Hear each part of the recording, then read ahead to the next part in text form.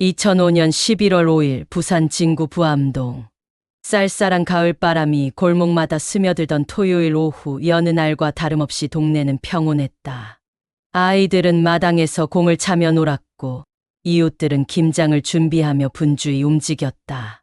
그날 오후 1시 30분경 9살 최정우는 검정색 운동화를 신고 집을 나섰다.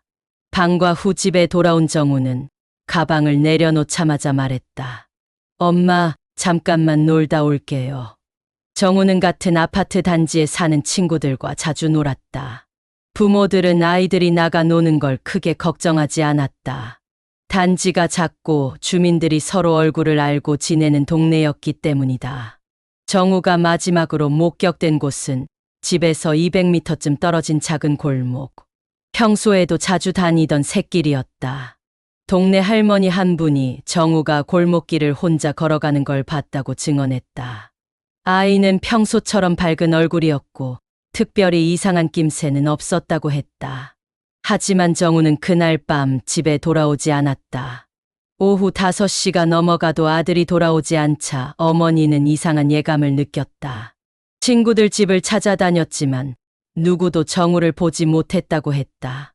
근처 놀이터, 편의점, 문구점까지 샅샅이 뒤졌지만 흔적이 없었다. 정우야, 정우야. 어머니의 목소리는 아파트 복도와 골목길을 메아리 쳤지만 대답은 돌아오지 않았다. 결국 밤 9시경 가족은 경찰에 실종 신고를 접수했다.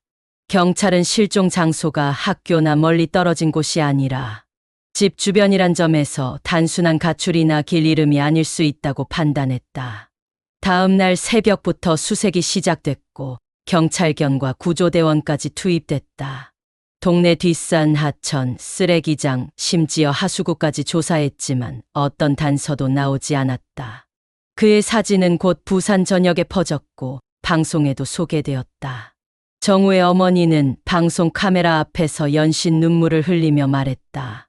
정우야, 엄마가 찾고 있어. 무서워하지 말고 어디든지 있어줘. 수사는 처음엔 분주했지만 시간이 지나자 제자리 걸음이었다. CCTV는 있었지만 해상도가 낮아 실효성이 없었다. 결정적인 목격자도 나타나지 않았다. 며칠 후 인근 주차장에서 정우의 것으로 추정되는 운동화 한 짝이 발견되었다.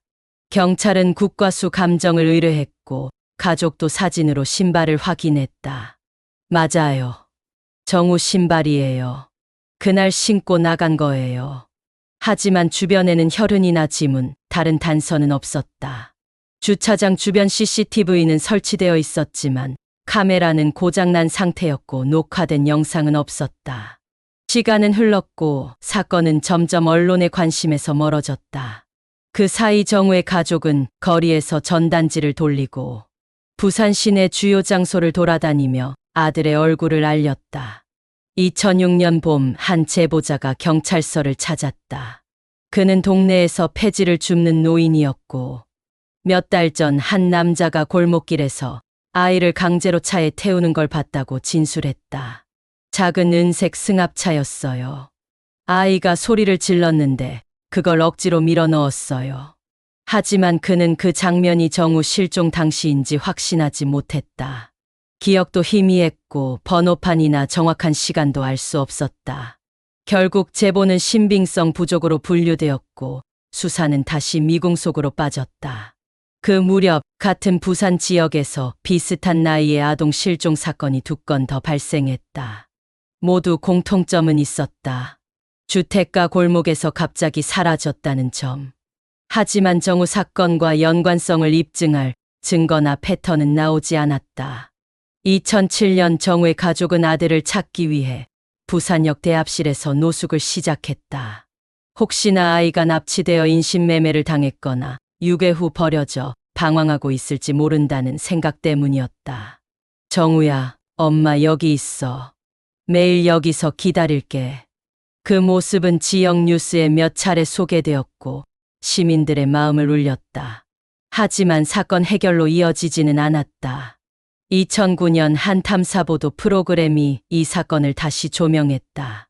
제작진은 실종 장소와 시점을 바탕으로 일대 교도소 출소자 아동 성범죄 전과자 목록을 추적했고 그중 한 명의 행동 반경이 사건 당일 부암동과 겹쳤음을 밝혀냈다.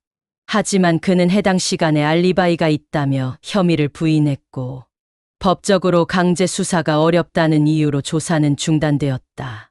정우는 여전히 돌아오지 않았다. 2015년 경찰은 이 사건을 장기 미제 아동 실종 사건으로 공식 지정했다. 정우의 어머니는 점점 쇠약해졌고 인터뷰를 거절하기 시작했다.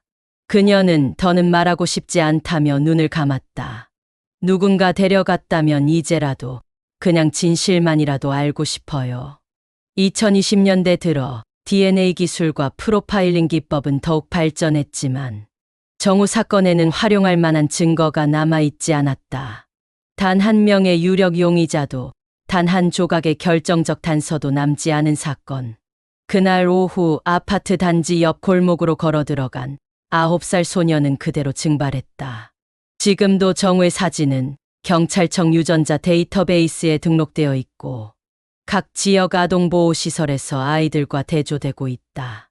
하지만 20년 가까운 시간이 흐른 지금도 아무런 일치 정보는 없다.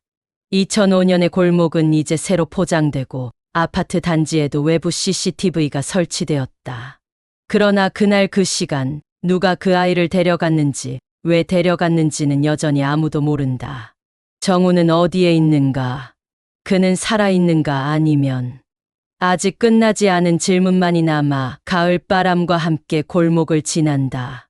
내용이 유익하셨다면 구독과 좋아요 알림 설정 부탁드립니다.